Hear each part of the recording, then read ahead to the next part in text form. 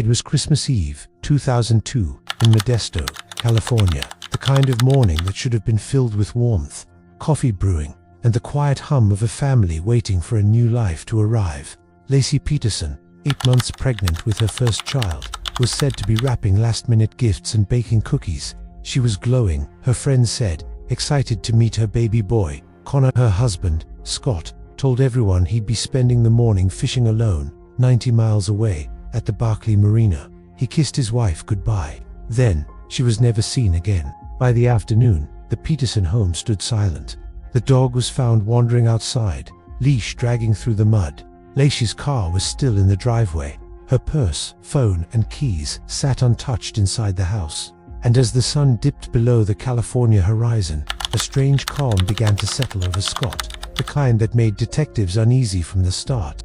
Within hours, Modesto police would begin a search that would grow into one of the most haunting murder investigations in modern American history, one that would expose a tangle of lies, betrayal, and secrets buried beneath the illusion of a perfect suburban marriage. Because that morning, the one that began with a goodbye kiss, was the last time anyone ever saw Lacey Peterson alive. The morning light spilled softly across the Peterson home on Covina Avenue, the golden hue of Christmas Eve touching every quiet surface. Lacey Peterson, 27 years old and 8 months pregnant, was awake early. She was nesting the way soon-to-be mothers do, tidying up the kitchen, folding freshly washed baby clothes, and picturing how her life would soon change. She had already picked out the name, Connor, a little boy, a new beginning.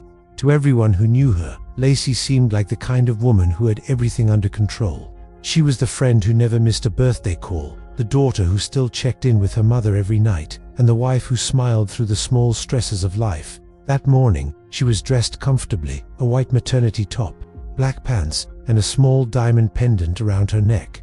She had plans to bake cookies and take their golden retriever, Mackenzie, for a walk before heading to her mother's house later that day. Scott, her husband, had said he'd be out fishing.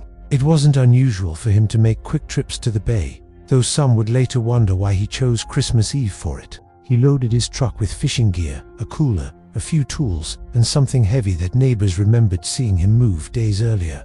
He said goodbye, kissed his wife, and drove off toward Barkley. The neighborhood was quiet, the kind of California morning where you could almost feel peace hanging in the air, but by noon, that calm would be replaced by confusion, and by nightfall, fear. Around mid-morning, a neighbor named Karen Service noticed something strange. The Petersons' dog, Mackenzie, was wandering outside alone.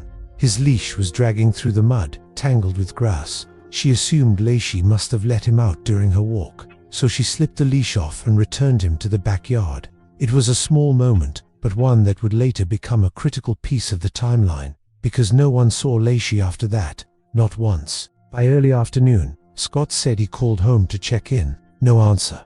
At 2:15 p.m., he left a message that sounded casual, almost rehearsed. "Hey, beautiful, it's 2:15. I'm leaving Barkley." He said it like any husband might. But when he returned home later that day, Lacey was gone. The car was in the driveway, the dog was in the yard, and the house looked untouched. Her purse, keys, wallet, and sunglasses sitting neatly inside the closet. Scott took a shower, washed his clothes, and then called his mother-in-law, Sharon Roker. He said Lacey was missing, maybe out walking the dog, maybe visiting a neighbor. But something about his tone didn't sit right with Sharon. There was no panic, no fear, just a flatness. Within hours, Sharon and her husband, Ron Gransky, were at the Modesto house. They called police. When the first officers arrived, the scene was oddly calm. Detective Alan Brokini and Detective John Bueller began looking around. They noted no signs of forced entry, no struggle. The home looked like a picture from a catalog. Festive decorations, the smell of pine, baby gifts ready for February. But something felt off. Scott was calm to calm. When asked questions, he gave short, practiced answers. He didn't ask what they were doing to find his wife. He didn't demand a search team. He didn't seem frantic, just detached. That night, a missing person alert went out for Lacey Peterson. Flyers were printed and distributed through Modesto.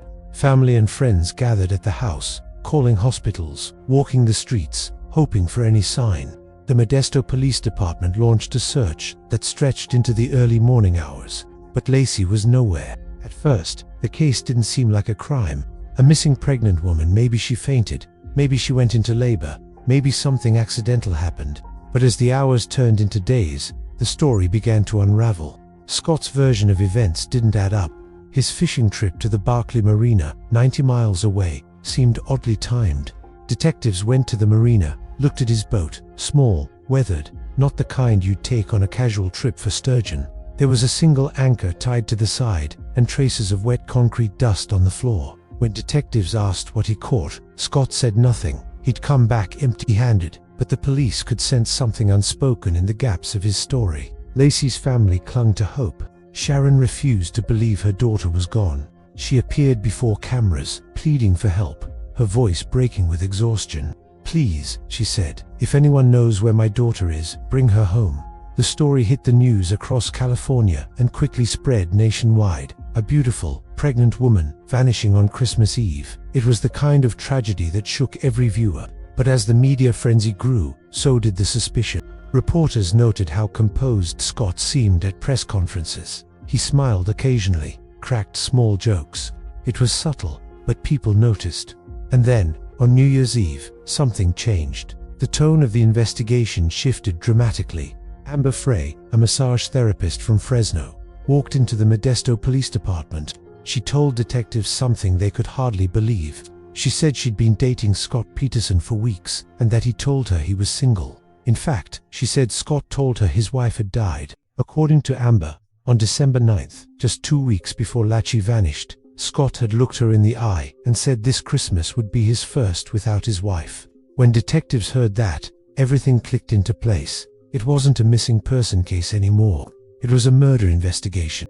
Detectives brought in Amber again and asked for her help. They needed her to keep talking to Scott, to act as though she knew nothing. Every word would be recorded.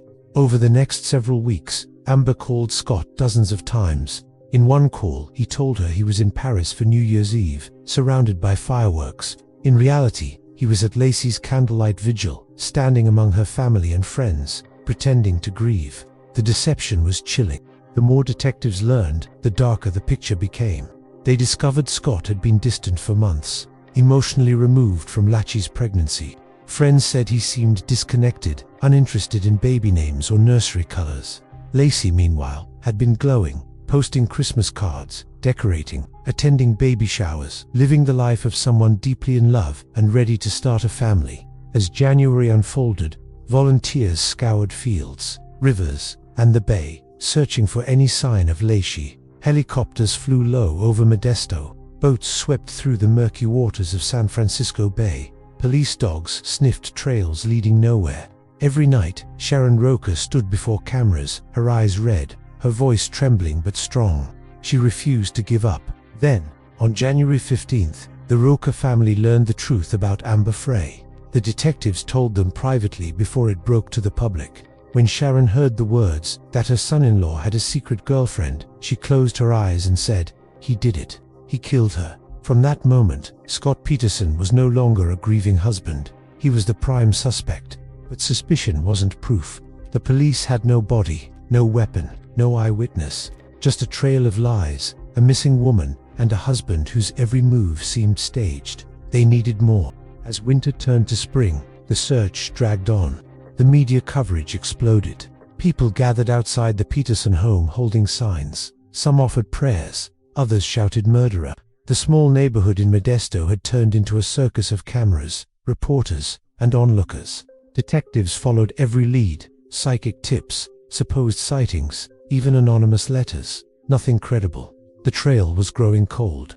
Until one day in April, nearly 4 months after Lachie vanished, the tides shifted, quite literally. In a stretch of shoreline near Richmond, a passerby walking their dog made a horrifying discovery. The body of a baby boy, partially decomposed, washed ashore. A day later, just a mile away, another body surfaced, or what was left of one. The body of a woman. The remains were so deteriorated, the face unrecognizable. But when investigators examined the jewelry still clinging to the body, their hearts sank. It matched the necklace Lacey Peterson was wearing when she disappeared. DNA tests would later confirm what everyone feared. The bodies were Lacey and Connor. The news spread across America like wildfire. Television anchors struggled to hold their composure. The country had watched a family cling to hope for months, only to be met with unthinkable horror. And in that moment, every doubt about Scott Peterson turned into certainty. The police prepared for an arrest. But when they went looking for him, Scott was already gone. The news of Lacey and Connor's bodies spread across the country like wildfire. Modesto, a city that had seemed quiet and ordinary, became the epicenter of national shock and media frenzy. Families gathered around television sets, their hearts heavy, unable to comprehend how a woman so full of life, carrying her first child, could be gone. And yet, the evidence left no room for hope. Police had their prime suspect, Scott Peterson, but before they could confront him, they had to locate him. By mid-April, investigators learned he had traveled south. He was spotted at the Torrey Pines golf course in Loyola, just 30 miles from the Mexican border. When authorities approached, Scott was calm, almost eerily so. He had dyed his hair and beard blonde, perhaps to avoid recognition.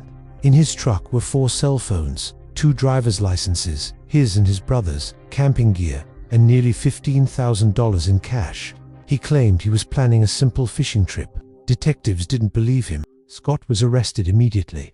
The evidence against him was circumstantial, but chilling in its precision. A hair, confirmed through mitochondrial DNA testing, was found wrapped around a pair of pliers in his fishing boat, matching Lacey's hairbrush at home. In the same boat, police discovered a homemade concrete anchor, purchased just weeks before Lacey vanished. The prosecution would later allege that Scott had made multiple anchors, intended not for fishing, but to weigh down a body in San Francisco Bay. Scott, however, maintained the concrete was for driveway repairs, and that the anchor was simply for fishing. Meanwhile, forensic pathologist Dr. Brian Peterson examined the bodies. Lacey's remains were severely decomposed, the torso discovered without a head, arms, or most of the legs. Internal organs were missing, the ribs cracked, and the neck bones broken. Connor's body, found nearby, had minor decomposition, a small length of nylon cord wrapped around him. The pathologist concluded that the fetus had died in utero, expelled from Lacey's body as decomposition naturally progressed. It was a grim, heartbreaking detail, confirming what the country feared. A mother and child had been murdered. Detectives dug deeper into Scott's past. Interviews revealed a man with charm and charisma, yet with a shadowed side. He had been a talented golfer, ambitious and competitive. Friends described him as intelligent but calculating.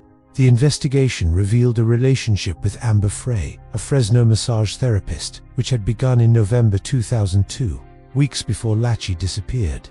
Scott had told Frey he was single, lying repeatedly, and the timing suggested premeditation. The courtroom would later hear that Scott's demeanor immediately after Lacey's disappearance had been strange. He appeared calm and composed, even as family and friends were frantic with worry. He shaved, dyed his hair, purchased vehicles in other names, and even arranged new cable channels with pornographic content, small, almost trivial actions. Yet when pieced together, they formed a picture of a man planning a new life without his wife. The trial officially began on June 1, 2004, in Redwood City, a move designed to mitigate the intense media coverage in Modesto. The prosecution, led by Rick DiStasso, presented a case built on circumstantial evidence. Without direct witnesses or murder weapons, they relied on the pattern of Scott's behavior, the inconsistencies in his story, and the timeline of events surrounding Lacey's disappearance. They painted a picture of a man who wanted to escape his obligations, remove the pregnant wife who complicated his life, and pursue his affair. Prosecution witnesses testified to Scott's claims of golfing on Christmas Eve, contradictions in his fishing story, and moments where he seemed indifferent to Lacey's absence. Family members described his unusual lack of emotion, his tendency to avoid questions, and the subtle ways he distanced himself from his wife's grieving family. Amber Frey's testimony was pivotal. She revealed their secret relationship, recounted Scott's lies about Lacey's fate, and described the recorded phone calls in which Scott claimed to be in Paris, pretending to mourn a wife who had vanished. The defense, led by Mark Geragos, did not deny Scott's infidelity, but argued that a man having an affair was not proof of murder. They presented alternative explanations for the evidence. Lacey's hair could have ended up in the boat during an earlier visit. Concrete dust in the truck was consistent with driveway repairs. The anchor could have been solely for fishing. They even suggested that Lacey might have been kidnapped, and that Connor's death occurred after Scott was no longer present. The courtroom was tense, the media present in force. Every detail was scrutinized, every expression noted. The jury watched as the prosecution slowly built their case, laying out Scott's pattern of deception, the chilling timing of his affair, and the moments that, together, formed an inescapable theory of guilt. Meanwhile, outside the courtroom, public opinion boiled over. People who had followed the story since December 24, 2002, watched closely, debating Scott's guilt, the evidence, and the character of a man whose life now seemed irreversibly entwined with a crime that shocked the nation. News outlets ran headline after headline: pregnant wife, missing husband suspected, bodies found in bay, husband arrested, Modesto murder, a suburban nightmare. Inside the courtroom, the tension escalated further when forensic experts were called. Dr. Peterson explained the condition of Lacey's body, emphasizing the cruelty of how decomposition had been accelerated by her being weighted in the bay. The fetal remains were described with clinical detachment, yet the horror of the situation was impossible to ignore. The jury was faced with a tragic tableau: a young mother, full of life and expectation, and her unborn child, lost in the most unimaginable circumstances. The prosecution's circumstantial evidence was subtle but compelling. The timeline of Scott's calls, the purchase of concrete, the multiple untruths, and his unusual behavior after Lacey disappeared were assembled like a puzzle, each piece small on its own, but together forming a picture of guilt that the jury could not ignore. Defense attorneys tried to poke holes in the narrative, questioning the accuracy of witness statements and the handling of evidence. They pointed to inconsistencies, suggested alternative scenarios, and argued that the case against Scott was not solid enough for a conviction.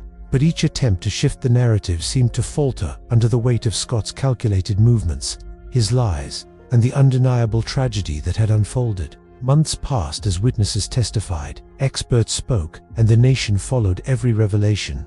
The courtroom drama unfolded in a measured, almost hypnotic rhythm, the calm telling of events that led to an unthinkable crime, punctuated by the quiet horror of discovery. Television cameras captured the subtle exchanges, the expressions of grief from Lacey's family, and the impassive face of Scott Peterson, sitting quietly as evidence mounted against him. The media frenzy amplified every moment, every detail of the case. National attention transformed Modesto from a quiet suburban town into a stage for public outrage, speculation, and mourning. The story was no longer just a missing person case. It was a reflection of betrayal, deception, and the fragility of life itself. The courtroom was silent as the final days of Scott Peterson's trial approached. Months of testimony, witness accounts, and expert analysis had painted a detailed portrait of the events surrounding Lacey Peterson's disappearance and death. The prosecution had built a compelling case, emphasizing Scott's affair, his calculated behavior, and the trail of circumstantial evidence that suggested premeditation. The defense had countered with plausible alternative explanations, questioning forensic findings and offering theories of abduction. As the jury deliberated, the nation waited. Families, neighbors, and millions watching on television knew the story intimately. The glowing, expectant mother, the unborn child, the husband whose calm demeanor had raised suspicion from the start. Every detail mattered. Every action, no matter how small, had been catalogued and debated. Finally, on November 12, 2004, the verdict came. Scott Peterson was found guilty of first-degree murder for Lacey Peterson, with special circumstances, and second-degree murder for their unborn son, Connor. The jury explained that Scott's lies, evasive behavior, and calculated deception convinced them beyond a reasonable doubt that he had taken both lives. The courtroom erupted with emotion, some in relief, some in shock, some unable to contain grief. Sharon Roker, Lacey's mother, clutched Ron Gransky's arm, tears streaming down her face. Months of waiting, of hope and despair, had led to this moment of partial closure. In March 2005, Judge Alfred DeLucchi sentenced Scott to death by lethal injection. He was transferred to San Quentin State Prison's death row. The Peterson family sought justice, but it was a hollow relief. Lacey and Connor could never be returned. The pain remained, etched into every memory of Christmas Eve. Every unanswered question about how a life so full of promise had ended in tragedy. In the aftermath, Scott's life outside the prison walls was gone. His financial maneuvers, secret relationships, and evasive movements became part of the public record. Lachey's family, however, channeled their grief into action. Sharon Roker and Ron Gronsky advocated for legal change, helping create the Unborn Victims of Violence Act, known as Lacey and Connor's Law, which recognized the unborn child as a separate victim if a pregnant woman is harmed or killed during a crime. The law stands as a lasting legacy of a tragedy that could have been invisible without the attention and courage of Lacey's loved ones. But even with conviction and law reform, questions lingered. Scott Peterson filed multiple appeals, claiming legal missteps, juror misconduct, and alleged suppression of evidence. His death sentence was overturned by the California Supreme Court in 2020 due to the improper dismissal of jurors opposed to capital punishment. He was later resentenced to life, without the possibility of parole for Lachey's murder, with a concurrent sentence for Connor. The appeals process revealed a system trying to balance justice and fairness, but it also reignited debate about guilt, responsibility, and the limits of evidence in high-profile cases. In the following years, Scott's legal team explored new avenues. The Los Angeles Innocence Project became involved, claiming new evidence suggested alternative scenarios, including eyewitness accounts of Lachey alive after Scott had supposedly left home, links to a nearby burglary, and research challenging the timeline of Connor's fetal death. These claims have fueled ongoing controversy and public debate. Critics argue that Scott's affair and proximity to the bay where Lachey's body was found are compelling evidence of his guilt, while supporters of post-conviction testing maintain that the investigation was flawed, focusing too quickly on one suspect and potentially overlooking other possibilities. Through it all, the media remained captivated. Every new motion, every court filing, every statement from prosecutors and defense attorneys made headlines. The story of Lacey and Connor Peterson became emblematic of the fragility of trust, the consequences of deception, and the relentless pursuit of justice in a system where human behavior is sometimes the most compelling evidence of all. For the Roker family, each day brings remembrance. Holidays are quieter, milestones are marked with the absence of the child who would have grown into a young boy, and the mother whose warmth and energy shaped the lives of everyone around her. Yet even in grief, they have persisted, ensuring that Lachey's memory continues to impact law, policy, and the consciousness of a nation. Today, Scott Peterson remains imprisoned. The debate over his guilt and innocence, the integrity of the original investigation, and the fairness of the trial continues in court filings and public discussion. DNA testing and post-conviction discovery have opened the door to questions previously unasked. But no matter the outcome of these motions, the story remains a chilling reminder of the darkness that can hide behind the familiar, the domestic, the everyday. The Peterson case is not just about one man or one tragic Christmas Eve. It is about a woman whose life was stolen, a child who never breathed outside the womb, and a family left to navigate grief in the unrelenting glare of public scrutiny. It is about the delicate thread of trust that holds families together, and how quickly that thread can be severed. And as viewers, as citizens, as people who follow these stories, we are left with a quiet, haunting question. How well can we ever know the person standing beside us? How easily might the life we take for granted slip away into deception, violence, and heartbreak? For Lachey and Connor Peterson, the answer is permanent, painful, and impossible to ignore. But their story also endures a cautionary tale, a call for vigilance, and a reminder that even in the calmest, most ordinary lives, darkness can hide in plain sight.